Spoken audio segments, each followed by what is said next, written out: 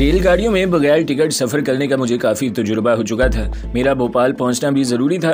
मैं इधर उधर से चक्कर लगाकर प्लेटफॉर्म पर वापस आ गया। भोपाल जाने वाली गाड़ी आखिरी प्लेटफॉर्म से चलनी थी। मैं वहां आकर बैठ गया। मुझे भूख लग रही थी। कोने में एक टी स्टॉल नज़र पड़ा। वहाँ मैंने थोड़ा बहुत जो कुछ मिला खाया और चाय भी पी। जिस्म में नई ताजगी आ गई। बेंच पर बैठ गया और ट्रेन का इंतज़ार करने लगा। ट्रेन जबलपुर से आ रही थी। वो लेट थी, बहरहाल आ गई। काफ़ी रश था ट्रेन में। बगैर टिकट सफ़र करने के लिए रश वाली रेलगाड़ी बड़ी महफूज होती है और पैसेंजर ट्रेनों में वैसे भी कम टिकट चेकर आते हैं। मैं भी एक डब्बे में घुसकर बैठ गया। नागपुर बड़ा जंक्शन था। वहाँ ट्रेन काफ़ी देर तक रुकी रही। फिर कहीं जाकर इंजन ने विसल दिया और ट्रेन आहिस्ता आहिस्ता प्लेटफॉर्म पर घिसकने लगी। मैंने सर खिड़की के साथ लगा दिया, आंखें बंद कर ली और दिल में खुदा का शुक्र अदा करने लगा कि इसने मुझे जहन्नम से बखैरियत निकाल दिया है। मेरी मंजिल मेरे सामने थी। मुझे कमांडो खालिद और जमीला का ख्याल आने लगा। इस वक्त के तसव्वुर से मेरी आंखों में खुशी के आंसू आ गए जब मैं जमीला के सामने इंसानी रूप में मौजूद होऊंगा। वो मुझे मेरी असल शक्ल में देखकर किस कदर खुश होगी। मुझे नागन दुर्गा का भी ख्याल आया। मैंने सोच लिया कि भोपाल पहुंचते ही मैं भैरव जी के मंदिर में जाऊंगा और नागन दुर्गा को तलाश करके इसका मुंह चूम कर इसे सांप से औरत की शक्ल में वापस ले आऊंगा। वो बेचारी न जाने मुझे कहाँ कहाँ तलाश करती फिरती होगी। ट्रेन आहिस्ता आहिस्ता नागपुर के बहुत बड़े रेलवे यार्ड में से गुजरी थी। नागपुर के मज़ाफ़ात से निकलते ही ट्रेन ने रफ्तार पकड़ ली। वो कोई मेल या एक्सप्रेस ट्रेन नहीं थी, एक ख़ास लगी बंदी रफ्तार से जा रही थी। मुझे भोपाल पहुँचना था और गाड़ी मुझे भोपाल ही की तरफ लिए जा रही थी। दोपहर के 3 बजे के करीब गाड़ी नागपुर से चली। पैसेंजर गाड़ी थी, हर दूसरे स्टेशन पर कुछ देर के लिए रुकती। शाम हो गई। इस दौरान डब्बे में कोई टिकट चेकर नहीं आया था और डब्बे के रश को देखकर यकीन भी नहीं था कि कोई टिकट चेकर नहीं आएगा। जैसे ही रात पड़ी बारिश शुरू हो गई। मालूम नहीं आप कभी इन इलाकों की तरफ गए हैं या नहीं। ये भारत के वस्ती जंगलों का इलाका है जिसे सतपड़ा रेंज कहते हैं। ये जंगल इंतहाई घने, दुश्वार गुजार और दलदलों, जोहड़ों, खूनखार दरिंदों, जहरीले सांप, बिच्छुओं और तरह तरह के इंसान दुश्मन हशरातुल अर्ज से भरे हुए हैं। भोपाल से नागपुर की तरफ होशिंगाबाद के करीब तो ये जंगल इतने घने हो जाते हैं कि दिन के वक्त भी वहाँ अंधेरा छाया रहता है। ये बारानी जंगल है और तकरीबन सारा साल ही यहाँ बारिशें होती रहती हैं। ट्रेन अपनी नपी तुली रफ्तार से जगह जगह रुकती चलती रही। ये इलाका कहीं पहाड़ी था और बड़े नशीबो फराज थे, कहीं हमवार ज़मीन शुरू हो जाती। ट्रेन दरियाओं, नदी नालों, घने तारीक जंगलों में से रात के अंधेरे और बारिशों के शोर में गुजरती आगे बढ़ती चली गई। रात गुजर गई, दिन निकल आया। बारिश थम चुकी थी मगर आसमान गहरे बादलों में छुपा हुआ था जिसकी वजह से दिन की रोशनी बहुत मध्यम थी। ट्रेन सतपड़ा रेंज के जंगलों में रात को ही दाखिल हो चुकी थी।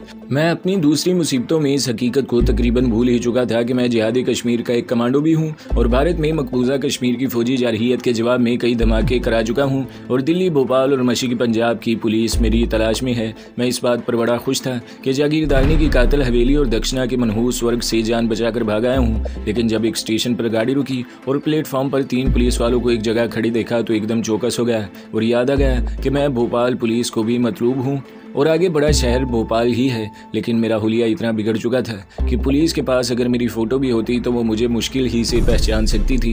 मेरी दाढ़ी मूंछें काफ़ी बढ़ चुकी थी, सर के बाल भी लंबे हो गए थे। लिबास ही जैकेट और पतलून थी जो काफ़ी पुरानी हो गई थी। रंग भी थोड़ा सांवला हो गया था। इसके बावजूद मैं डब्बे में ही बैठा रहा। हालांकि मेरा चाय को बहुत जी ललचा रहा था मगर मैं डब्बे से बाहर न निकला। ट्रेन वहाँ कुछ देर के लिए रुक कर आगे चल पड़ी। पुलिस के आदमियों की शक्लें देखकर मैं खबरदार ज़रूर हो गया था। दिन के 1 बजे के करीब ट्रेन एक स्टेशन पर रुकी तो मालूम हुआ कि यहाँ इंजन बदली किया जाएगा। दूसरे मुसाफिरों के साथ मैं भी प्लेटफॉर्म पर उतरा है। ये कोई अच्छा खासा शहर लगता था। 3-4 प्लेटफॉर्म थे स्टेशन के। यहाँ एक स्टॉल पर खड़े होकर मैंने खाना खाया, चाय पी और प्लेटफॉर्म पर टहलने लगा। यहाँ भी पुलिस के कुछ सिपाही नजर आ रहे थे मगर वो मुझसे दूर थे। मैं मोहतात हो चुका था। चुनाचा प्लेटफॉर्म पर टहलते रहने की बजाय डब्बे में आकर बैठ गया। ट्रेन काफ़ी देर तक वहाँ रुकी, फिर आगे रवाना हो गई। कोई 1 घंटे के बाद एक स्टेशन आया जिसका नाम छिंदवाड़ा था। यह भी काफ़ी बारोनक और बड़ा रेलवे स्टेशन था। मालूम हुआ कि नागपुर और भोपाल के दरमियान यही एक बड़ा शहर और रेलवे का जंक्शन है। वहाँ से आगे भोपाल ही बड़ा शहर था। मैंने इत्मीनान का सांस लिया। बड़ा खुश हुआ कि अपनी इंसानी वज़ाक़त और इंसानी रूप को बरकरार रखते हुए मैं भोपाल के करीब पहुँच गया हूँ। मुझे पूरा यकीन था कि खुदा ने चाहा तो मैं अपनी इंसानी शक्ल में ही जाकर जमीला से मिलूँगा। जमीला से मिलने के ख्याल से मेरा दिल बेहद मसरूर था। छिंदवाड़ा के स्टेशन पर ट्रेन ने काफ़ी देर लगा दी। मैंने प्लेटफॉर्म पर 2 बार चाय VIP, वहाँ मुसाफिरों का इस कदर हुजूम था और इनकी नकलो हरकत इतनी ज़्यादा थी कि मुझे पुलिस का कोई आदमी नज़र ना आया। छिंदवाड़ा से ट्रेन चली तो मैंने खुदा का शुक्र अदा किया। मैंने अपने साथ वाले मुसाफिर से पूछा कि भोपाल गाड़ी किस वक्त पहुँचेगी। इसने कहा, भाई साहब पहुँचने को तो ये अपने टाइम पर ही पहुँचेगी, मगर रेलवे का एक आदमी कह रहा था कि आगे बारिशों की वजह से एक पुल टूटा हुआ है, वहाँ देर लग जाएगी। मैंने तज्जब से पूछा, अगर पुल टूटा हुआ है तो गाड़ी आगे कैसे जाएगी? वो बोला, अरे भाई साहब पुल के एक तरफ गाड़ी खड़ी हो जाएगी, ट्रेन के सारे मुसाफिर उतर कर पुल की दूसरी तरफ जाएंगे, पुल की दूसरी तरफ मुसाफिरों को लेने एक दूसरी गाड़ी आएगी और हम लोग इस गाड़ी में बैठकर भोपाल जाएंगे। क्या समझे? मैंने पूछा, ये कोई दरिया का पुल है क्या? नहीं भाई साहब, ये दरिया का पुल नहीं है, किसी बरसाती नाले का पुल है। कहते हैं कि काफ़ी लंबा पुल है। पिछले दिनों इधर बड़ी बारिशें हुई थी, इन बारिशों की वजह से पुल के 2 सुतून बैठ गए हैं। मुझ पर मायूसी छा गई। फिर सोचा कि चलो जहाँ सारे मुसाफिर ट्रेन से उतरकर पैदल चलते हुए पुल की दूसरी तरफ जाएंगे, मैं भी इनके साथ चला जाऊंगा और दूसरी तरफ जो ट्रेन आएगी इसमें सवार हो जाऊंगा। आखिर रेलवे वाले मुसाफिरों को बीच जंगल में तो नहीं छोड़ देंगे, दूसरी ट्रेन तो ज़रूर आएगी। घंटा 2 घंटा और लग जाएंगे। फिर क्या हुआ, छिंदवाड़ा बहुत पीछे रह गया था और ट्रेन सतपड़ा रेंज के घने जंगलों में से गुजर रही थी। आखिर वो पुल आ गया। वो बारिशों की वजह से बैठ गया था। गाड़ी की रफ्तार बहुत पहले ही हल्की हो गई। डब्बे में मुसाफिर खिड़कियों में से बाहर झांकने लगे। मेरे साथ जो मुसाफिर बैठा था इसने भी बाहर झांक कर देखा और कहने लगा, लीजिए भाई साहब, वो कमबख्त टूटा हुआ पुल आ गया है, अब छिंदवाड़ा के जंगल में से पैदल गुजरने की तैयारी शुरू कर दें। मैंने यूं ही कह दिया, सुना है इन जंगलों में शेर, चीते और सांप बहुत होते हैं। इसने कानों को हाथ लगाते हुए कहा, हाजी साहब, ऐसे ऐसे आदमखोर दरिंदे होते हैं कि सोए हुए आदमी को झोंपड़ों के अंदर से उठाकर ले जाते हैं। मैंने पूछा, हमें ट्रेन से उतरकर पुल की दूसरी तरफ रेलवे लाइन तक तो जंगल में पैदल ही चलना होगा? वो बोला, बस आप दूसरे मुसाफिरों के साथ ही रहें, इधर उधर न जाएं। आदमियों को देखकर शेर चीते करीब नहीं आते। हाँ, सांपों का खतरा ज़रूर होगा। मेरे मुंह से बेख्तियार निकल गया, सांपों की मुझे परवाह नहीं है। वो आदमी जो पढ़ा लिखा नौजवान था मेरी तरफ हैरत से तकने लगा। क्यों भाई साहब, क्या आप सपेरे हैं? मैंने फ़ौरन संभल कर कहा, अरे नहीं भाईजान, मेरा मतलब था कि आदमी सांप को देखकर ज़रा इधर उधर हो जाए तो बच सकता है, मगर शेर चीते से तो नहीं बच सकता। हाँ ये तो है, वो कहने लगा, लेकिन जनाब हमने सुना है कि सतपड़ा के जंगलों में ऐसे ऐसे सांप होते हैं जो दूर से आदमी पर जहर की पिचकारी फेंकते हैं और आदमी वहीं तड़प तड़प कर मर जाता है। सांपों के मामले ये आदमी भी आम आदमियों की तरह अनाड़ी था। इसे ये भी मालूम नहीं था कि दुनिया का कोई भी सांप क्यों ना हो, अगर वो आदमी को डस ले तो आदमी कभी नहीं तड़पता। सांप का जहर सर्द होता है और इसका असर सीधा असाब पर जाकर होता है। सांप के डसने से आदमी के असाब मफलूज हो जाते हैं और इस पर गनूदगी तारी हो जाती है। ज़्यादा जहरीला सांप हो तो आदमी के नाक, मुंह, कान से खून जारी हो जाता है। इससे भी ज़्यादा जहरीला सांप हो तो आदमी का जिस्म तड़कना शुरू हो जाता है, मगर आदमी तड़पता बिल्कुल नहीं है। मैं सांपों के ख्याल से इसलिए परेशान नहीं था कि सांप का जहर मुझ पर कोई असर नहीं करता था।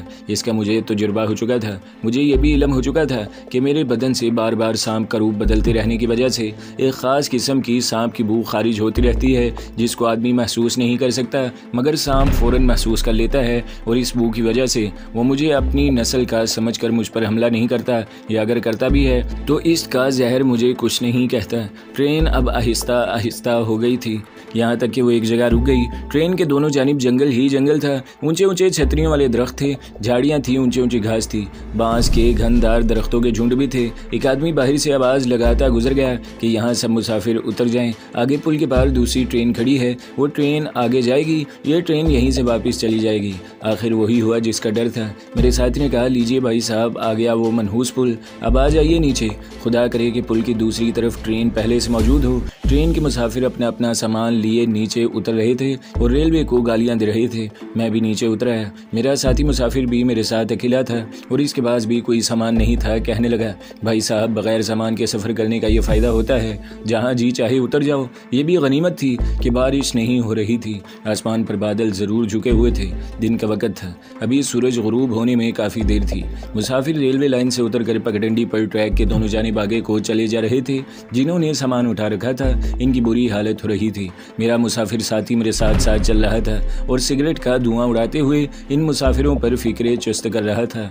रेलवे लाइन के दोनों तरफ जंगल दिन के वक्त भी सुनसान था और एक अजीब किस्म का सेबी सन्नाटा छाया हुआ था। मेरा साथी कहने लगा, आदमी इन जंगलों में आ जाए तो फिर जिंदा बाहर नहीं निकल सकता।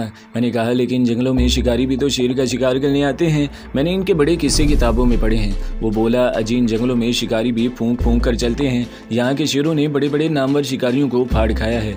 खुदा इन जंगलों में किसी दुश्मन को भी न लाए। कुछ दूर चलने के बाद हम रेलवे लाइन को छोड़कर नीचे खुश्क बरसाती नाले में उतर गए। यहाँ से गुजरकर मुसाफिरों को दूसरी तरफ ऊपर रेलवे लाइन पर जाना था। यहाँ कोई बाकायदा रास्ता नहीं था, झाड़ियाँ, घास और दरख्तों के सिवा और कुछ न था। आगे जाने वाले मुसाफिरों ने एक सिमत का रास्ता बना दिया, बाकी सारे मुसाफिर इसी रास्ते पर चले जा रहे थे। यहाँ जगह जगह जंग आलूद बड़े बड़े पत्थर और जंग आलूद चट्टानें ज़मीन से निकली हुई थी। मेरा साथी चलते हुए कभी कभी ज़ोर से ज़मीन पर पाँव मारता था। मैंने इससे पूछा कि ऐसा क्यों करता है। कहने लगा, पाँव की धमक सुनकर अगर आस पास कहीं सांप हो तो वो भाग जाता है। भाई साहब, सांप आदमियों से घबराता है। ये बात इस शख्स ने 16 आने सच कही थी। मुसाफिरों को बरसाती नाले में गुजरते 1 घंटा लग गया। जब हम चढ़ाई चढ़कर दूसरी तरफ रेलवे लाइन पर पहुंचे तो ये देखकर सब मुसाफिरों में मायूसी की लहर दौड़ गई कि वहाँ कोई ट्रेन नहीं खड़ी थी। मेरे साथी ने कहा, भारत की रेलवे का हाल भी यहाँ की हुकूमत जैसा है। खैर कोई बात नहीं भाई साहब, पुल की दूसरी तरफ तो आ गए हैं, ट्रेन भी आ जाएगी। मुसाफिरों ने रेलवे ट्रैक के दोनों जानिब अपनी अपनी सामान की ढेरियां लगा दी और डेरे डाल कर बैठ गए। मैं भी अपनी रेलगाड़ी के साथी के पास बैठ गया। ये बड़ा बातूनी आदमी था और बड़ी तुरेदार उर्दू बोलता था। इतने में भोपाल की तरफ से रेलवे लाइन पर चलती एक ट्रॉली आ गई, जिसको 2 मजदूर ट्रैक पर धकेल रहे थे। ट्रॉली में 2 रेलवे के कर्मचारी बैठे थे। ट्रॉली हमारे करीब आकर लाइन पर रुक गई। उन्होंने मुसाफिरों को यह रूह फरसा खबर सुनाई कि पीछे होशिंगाबाद के करीब ही रेलवे ट्रैक उखड़ गई है, जिसकी वजह से अब ट्रेन कल दोपहर के वक्त ही यहाँ आकर मुसाफिरों को भोपाल की जानिब ले जा सकेगी। मुसाफिरों में मायूसी छा गई। कई मुसाफिरों ने भारतीय रेलवे को बुरा भला कहना शुरू कर दिया। रेलवे के अफसरों ने माजरत के अंदाज में कहा कि अभी एक बड़ी ट्रॉली आपके लिए खाने पीने का सामान लेकर आ रही है। ये खाना पीना आपको रेलवे की तरफ से मुफ्त दिया जाएगा। हमें आपकी तकलीफ का एहसास है, लेकिन ये सब कुछ बारिशों की वजह से हुआ है। हम माफ़ी चाहते हैं। मेरे साथी ने कहा, भाई साहब, रात बसर करने का बंदोबस्त करना पड़ेगा। मैंने कहा, बंदोबस्त क्या करना है, यही ज़मीन पर पड़े रहेंगे। वो बोला, आग ज़रूर जलानी होगी। आग को देखकर दरिंदे इधर नहीं आएंगे। रात का अंधेरा छाने लगा। मुसाफिरों ने रेलवे लाइन के दोनों जानिब आग के अलावा रोशन कर लिए। इस दौरान खाने पीने का सामान लेकर रेलवे की एक बड़ी ट्रॉली पहुंच चुकी थी। मुसाफिरों ने देखते देखते सारा सामान लूट लिया। हमारे हिस्से में केले के पत्तों में बंधे हुए बिरयानी के 2 पैकेट आए। हमने वही खाए और खुदा का शुक्र अदा किया। रात गुजर गई। सारी रात रेलवे लाइन के दोनों जानिब जंगल में से किसी शेर के बोलने की आवाज़ आती रही। मेरा साथी बार बार मुझे तसल्ली देता, भाई साहब, फिक्र करने की ज़रूरत नहीं, ये शेर आदमखोर नहीं लगता। मैं आदमखोर शेर की आवाज़ पहचान लेता हूँ। वैसे भी हमने अलाव रोशन कर रखा है, शेर इधर नहीं आएगा। रात गुजर गई। खुशकिस्मती से रात को बारिश न हुई। दिन के वक्त आसमान साफ हो गया और धूप निकल आई। रेलवे लाइन के आसपास मेला सा लग गया था। औरतें आग जलाकर नाश्ता तैयार कर रही थी। बच्चे लाइन के साथ साथ पत्थरों से खेल रहे थे। इतने में कोई सपेरा बेन बजाता तमाशा दिखाने इधर आ गया। इसने पिटारी में से सांप निकाला और बीन बजाते हुए तमाशा दिखाने लगा। बच्चे और कुछ बड़े भी सपेरे के इर्द गिर्द दायरे की शक्ल में बैठ गए। मैं भी यूं ही दिल बहलाने के ख्याल से वहां चला आया। सपेरे का रंग स्याह था, हड्डियों का ढांचा था, दाढ़ी और सर के बाल सफ़ेद थे। वो गाल फुलाए बेन बजा रहा था। सामने एक सांप कुंडल मारकर बैठा अपने फन को दाएं बाएं लहरा रहा था। जैसे ही मैं मजमे में पहुंचा, सांप ने अपने फन का रुख मेरी तरफ कर दिया और मुझे टिकटिकी बांध कर तकने लगा। पहले तो मैंने कोई ख्याल न किया, लेकिन जब सपेरे ने भी बीन बजाते हुए मेरी तरफ घूम कर देखा तो मैं समझ गया कि सांप ने मेरे जिस्म से खारिज होने वाली सांप की बू को महसूस कर लिया है। ये कोई नई बात नहीं थी। गुज़श्ता दिनों इस किस्म के वाक़यात मेरे साथ हो चुके थे। मैं अपनी जगह पर खड़े रहा। मेरे दोनों जानिब कुछ दूसरे मुसाफिर भी खड़े सांप का तमाशा देख रहे थे। सपेरे ने सांप को अपनी तरफ मुतवज्जा करने की बहुत कोशिश की, लेकिन सांप बराबर टिकटिकी बांधे मुझे घूर रहा था। सपेरे ने बीन बजानी बंद कर दी और सांप को पकड़कर पिटारी में बंद करने की कोशिश की, मगर सांप इसके हाथ से निकल गया और तेज़ी से मेरी तरफ आया। सांप को आते देखकर लोग खौफजदा होकर इधर उधर भाग गए। मैं भी दौड़कर दूसरी तरफ चला गया। सपेरे ने लपक कर सांप को दुम से पकड़कर उठा लिया और इसे ज़बरदस्ती पिटारी में बंद कर दिया। अब सपेरा इस तरफ बार बार देखने लगा जिधर दूसरे मुसाफिरों के साथ मैं भी मौजूद था। सपेरे ने पिटारी में से दूसरा सांप निकाल कर तमाशा दिखाने की कोशिश की, मगर वो सांप भी फंकारता हुआ मेरी तरफ बढ़ा। सपेरे ने इसे भी पिटारी में बंद कर दिया और मजमे को मुखातिब करके कहा कि आज का तमाशा ख़त्म। सब लोग रेलवे लाइन के पास अपने अपने ठिकानों पर आ गए। मैं भी अपने साथी के पास आकर बैठ गया। वो सिगरेट पी रहा था। बोला, क्यों भाई साहब, देखा है सांप का तमाशा? मैंने कहा, जी हाँ, वहाँ जो कुछ हुआ था इसके बारे में मैंने इसे कुछ ना बताया। बताने की ज़रूरत भी नहीं थी। ये हो ही नहीं सकता था कि ये बातूनी नौजवान सांपोर सपेरों के बारे में कुछ इजहार ख्याल न करता। कहने लगा, भाई साहब, इस इलाके के सपेरे बड़े ख़तरनाक होते हैं। ये लोगों के घरों में जाकर औरतों के पुराने कपड़े मांग कर ले जाते हैं, फिर अपने किसी सांप को औरत का ब्लाउज सुंघाकर इसे औरत की तरफ रवाना कर देते हैं। वो ऐसे सांप का इंतखाब करते हैं जिसके डसने से औरत कम से कम 48 घंटों के लिए बेहोश हो जाए, मरे नहीं।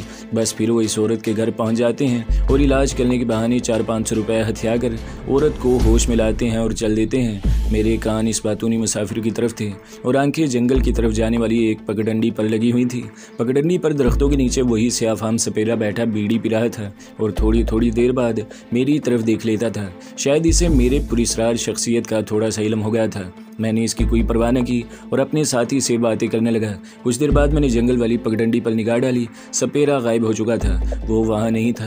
काफ़ी दिन निकल आया था जब मुसाफिरों में शोर मच गया कि गाड़ी आ गई। दूर से इंजन का धुआं नजर आ रहा था। फिर गाड़ी के विसल की चीखें बार बार सुनाई देने लगी। मुसाफिरों में हलचल मच गई। लोग अपना अपना सामान संभालने लगे। ट्रेन बार बार विसल दे रही थी कि रेलवे लाइन पर कोई ना आए। मुसाफिरों ने लाइन खाली कर दी थी। ट्रेन आकर रुक गई और मुसाफिर इसमें सवार हो गए। मैं और मेरा साथी भी एक डब्बे में चढ़ गए। रेलवे ट्रैक के आसपास एक भी मुसाफिर न रहा। इसके बावजूद इंजन 1 मिनट तक खड़े खड़े विसल देता रहा कि अगर कोई मुसाफिर रह गया हो तो वो भी आ जाए। इसके बाद ट्रेन चल पड़ी। मैंने अपने साथी से पूछा, हम भोपाल कितनी देर में पहुंचेंगे? वो बोला, भाई साहब 4-5 घंटों में तो गाड़ी होशिंगाबाद पहुंचेगी। इसके आगे भोपाल मजीद 3 घंटों का सफ़र है। इसका मतलब था कि यह ट्रेन रात के वक्त भोपाल पहुंचने वाली है, लेकिन चूंकि अब सफ़र बगैर किसी रुकावट के शुरू हो गया था, इसलिए मुझे इत्मीनान था कि मैं भोपाल पहुंच जाऊंगा। रास्ते में कई नदी नाले, दरिया और जंगल है और गुजरते चले गए। शाम हो चुकी थी जब ट्रेन होशिंगाबाद के स्टेशन पर रुकी। मैं और मेरा साथी हम दोनों प्लेटफॉर्म पर उतरे और एक टी स्टॉल पर जाकर चाय पीने लगे। 2 पुलिस वाले प्लेटफॉर्म पर आहिस्ता आहिस्ता टहल रहे थे। वो हमारी तरफ ही आ रहे थे। मैंने मुंह दूसरी तरफ कर लिया ताकि वो मुझे शनाख्त न कर सकें। दूसरी तरफ प्लेटफॉर्म पर कुछ मुसाफिर बेंच पर बैठे बातें कर रहे थे। अचानक बेंच के करीब ही ज़मीन पर बैठा हुआ मुझे वही जंगल वाला स्याफाम सपेरा नजर आया।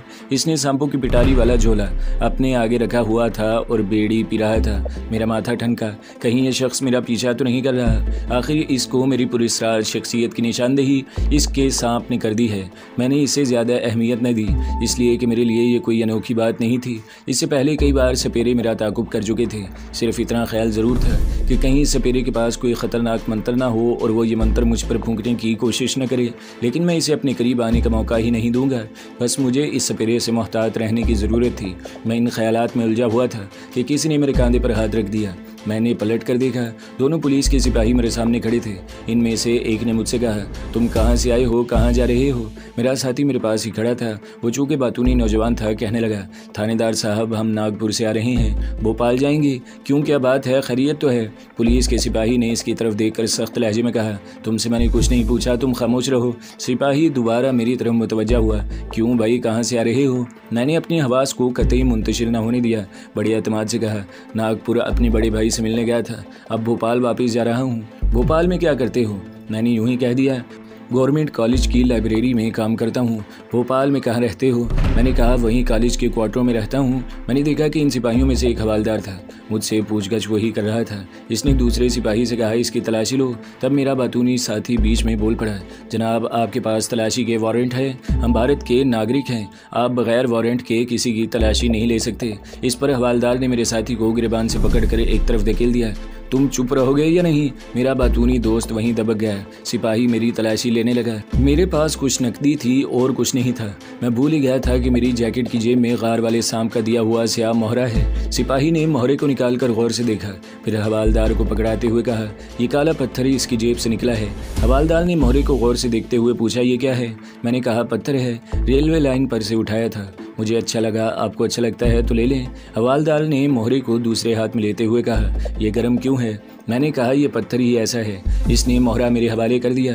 मैंने इसे जेब में रख लिया। इसके बाद दोनों पुलिस वाले आगे बढ़ गए। मेरा बातूनी साथी बड़ा गुस्से में था। इसने दबी जुबान में पुलिस के सिपाहियों को गालियां दी और कहने लगा, ये साले महज पैसे बटोरने की खातिर ऐसा करते हैं। तुम्हारी जेब में सिर्फ 4-5 रुपए थे, इसलिए तुम्हें छोड़ दिया। लेकिन मैं चौकस हो गया था। इसका मतलब था कि पुलिस को मुझ पर शक पड़ सकता है, वरना ये सिपाही कभी मेरे पास न आते। अगर इन्हें महज पैसे ही बटोरने थे तो मेरे साथी से पूछगछ करते, क्योंकि इसकी वजह कता मुझसे ज़्यादा बेहतर थी, लेकिन पुलिस ने मुझे मुश्तबा समझकर मुझसे ही पूछगछ की थी। ट्रेन होशिंगाबाद से चल पड़ी। रात हो गई थी। ट्रेन तारीक जंगलों में सफ़र तय करती रही। रात के 10:30 बजे भोपाल शहर की रोशनियाँ दिखाई देना शुरू हो गई। ट्रेन में हवा के तेज़ झोंके आ रहे थे, जिसकी वजह से कोशिश के बावजूद मुझे जमीला और कमांडो खालिद की बू महसूस न हुई। वैसे भी जब इंसानी शक्ल में होता था तो इन लोगों की खुशबू मदम पड़ जाती थी और सांप के रूप में मुझे काफ़ी फासले से इनकी खुशबू आ जाया करती थी। ट्रेन प्लेटफार्म पर रुकी तो मैंने अपने बातूनी साथी से हाथ मिलाया और कहा, अच्छा भाई साहब, खुदा हाफिज़। तो दोस्तों, अगली किस्तें सुनने के लिए हमारे चैनल को ज़रूर सब्सक्राइब करें, वीडियो को लाइक करें और बेल के आइकन पर भी क्लिक कर दें ताकि हर जो आने वाली वीडियोज़ हैं वो आपको सबसे पहले मिलती रहें।